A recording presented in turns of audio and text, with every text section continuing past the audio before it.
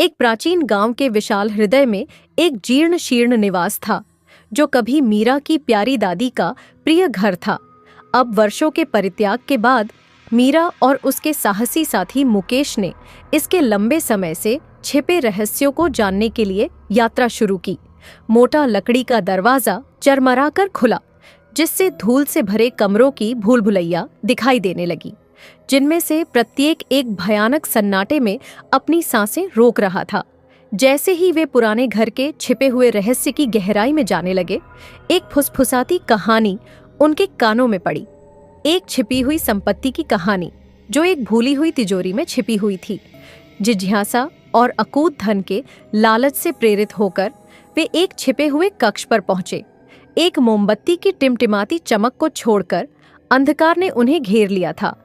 धीमी रोशनी में उन्होंने एक विशाल लोहे का संदूक देखा, जिसकी सतह पर प्राचीन धावों की नक्काशी की गई थी। कांपते हाथों से मीरा ने ताला खोला। उसका दिल प्रत्याशा से धड़क रहा था।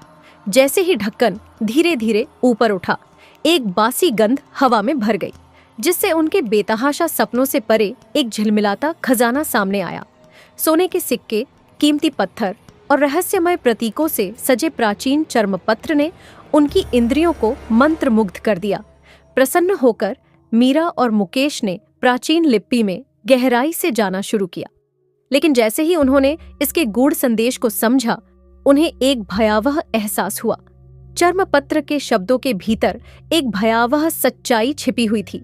सोना शाप था, एक निर्दोष आत्मा के खून से कलंकित था। मोमबत्तियां बुझते ही उनकी रगों में दहशत फैल गई, जिससे वे अंधेरे में डूब गए। डर उनके दिलों में घर कर गया, क्योंकि कक्ष में भयानक फुसफुसाहटें गूंज रही थीं, जो उनके लालच पर तंज कस रही थीं। एक एक करके वे सर्वव्यापी अंधकार में गायब हो गए। उनकी चीखें क्षमा न कर पाने वाली दीवारों में समा गईं। घर एक बार फिर शांत हो गया। उसका रहस्य हमेशा के लिए सुरक्षित हो गया। केवल शोकाकुल हवा ही दिवंगत लोगों की फुसफुसाहट को ले जा रही थी, जो शापित खजाने के भयानक नुकसान की भयावह याद दिलाती थी। कई साल बीत गए और मुकेश को उस भयावह रात का डर सताता रहा। उसने जो भयावहता देखी, उससे उसका दिमाग टूट गया, विकृत हो गया। मीरा की अनुपस्थिति ने उनके जीवन में एक अंतहीन शून्य छोड़ दिया, जिससे वह एक वैरागी में बदल गए। एक तूफानी रात मुकेश अपने राक्षसों का सामना करने की सख्त जरूरत से प्रेरित होकर शापित घर लौट आया। जैसे ही वह सावधानी से निवास के पास पहुंचा, हवा बंशी की तरह चिल्लाने लगी और पेड़ पीड़ा में छटपटाने लगे। उसके हर कदम के साथ हवा एक अलौकिक उपस्थिति से भारी हो गई। परछाइयां दीवारों पर नाच रही थीं और जो कुछ उसने खोया था, उसकी तस्वीरें दिखाकर उसे चिढ़ा रही थीं। अपने साहस के आखिरी निशानों को बुलाते हुए वह लड़खड़ाते हुए जर्जर दरवाजे से बाहर निकला, लेकिन एक बहरा कर देने वाली खामोशी ने उसका स्वागत किया। अचानक एक ठंडा हाथ उसकी गर्दन पर पड़ा, जिससे उसकी रीढ़ में सिहरन दौड़ गई। भय ने उसे शापित कक्ष के हृदय में आगे बढ़ने के लिए प्रेरित किया। वहां टिमटिमाती मोमबत्ती की रोशनी में शापित खजाने का एक टुकड़ा लटका हुआ था, एक सुनहरा सिक्का। मुकेश कांपते हुए बाहर पहुंचा। उसकी उंगलियां उसकी ठंडी सतह को छू रही थीं, और जैसे ही उसने ऐसा किया, अतीत उस पर टूट पड़ा। भूतिया फुसफुसाहटें, मासूमों की चीखें और अपनी संलिप्तता के खौफनाक एहसास ने उसकी इंद्रियों को अभिभूत कर दिया। अंतिम वेदनापूर्ण चीख के साथ मुकेश ने अभिशाप के आगे घुटने टेक दिए। उसका शरीर अक्षम्य अंधेरे में भस्म हो गया। घर खामोश रहा। इसका भयानक रहस्य हमेशा के लिए इसकी प्रेतवादित दीवारों पर अंकित हो गया, और इसलिए नानी के घर की किंवदंती जीवित रही। एक डरावनी याद दिलाती है कि धन की खोज अकल्पनीय भयावहता को जन्म दे सकती है, और अतीत के पापों के पास अपना प्रतिशोध खोजने का एक तरीका है। शांत पहाड़ियों के बीच बसे आश्रम के विचित्र गांव में नानी का घर खड़ा था, जो एक सदियों पुराना निवास स्थान था, जो एक भयानक सन्नाटे में डूबा हुआ था। 18 वर्षीय आकाश अपनी दादी की विरासत की ओर आकर्षित होकर इसकी ढाती दीवारों में घुस गया। उसे इस बात का जरा भी अंदाजा नहीं था कि उसकी युवा जिज्ञासा भयावहता के जाल को उजागर कर देगी, जो उसकी आत्मा को हमेशा के लिए परेशान कर देगा। जैसे ही आकाश चरमराते हुए गेट से आगे बढ़ा, उसकी रीढ़ में सिहरन दौड़ गई। घर ऐसे कराह उठा मानो वह किसी निद्रालु अभिशाप से जाग रहा हो।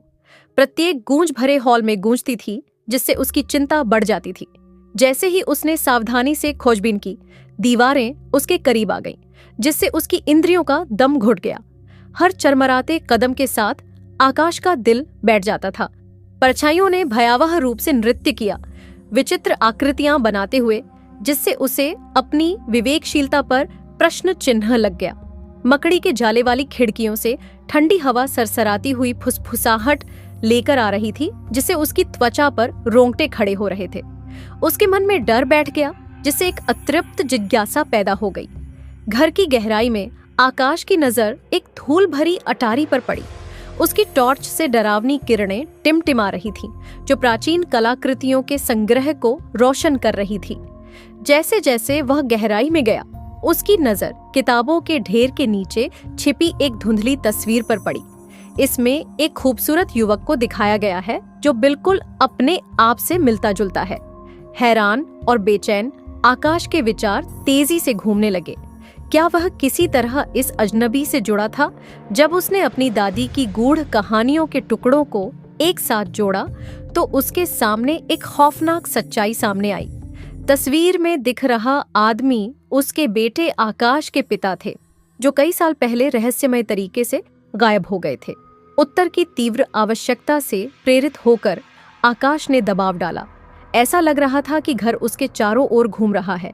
इसके परिचित कोने और दरारें अब भयावहता की भूल भुलैया बन गई हैं। जैसे ही वह एक ढाती हुई सीढ़ी पर चढ़ा, उसकी आंखों के सामने एक भयानक दृश्य आया। ऊपर की मंजिल पर एक छायादार आकृति छिपी हुई थी। उसकी आंखें एक अशुभ लाल चमक रही थीं।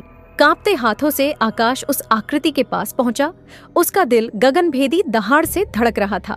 जैसे जैसे वह करीब आया, उसने अपना अस्वाभाविक रूप से मुड़ा हुआ सिर घुमाया, जिससे तस्वीर में दिख रहे युवक से मिलता जुलता चेहरा सामने आ गया। यह उसके पिता थे, जो अंधेरे की गहराइयों से लौटे थे। हृदय विदारक क्षण में आकाश को भयावह सच्चाई का एहसास हुआ। वह अपने पिता की खोई हुई आत्मा का अवतार था। घर, जो जीवित और मृत के बीच का पर्दा था, ने उसे अपने चंगुल में फंसा लिया था। हमेशा के लिए उसे अपने अभिशप्त अस्तित्व से बांध दिया था।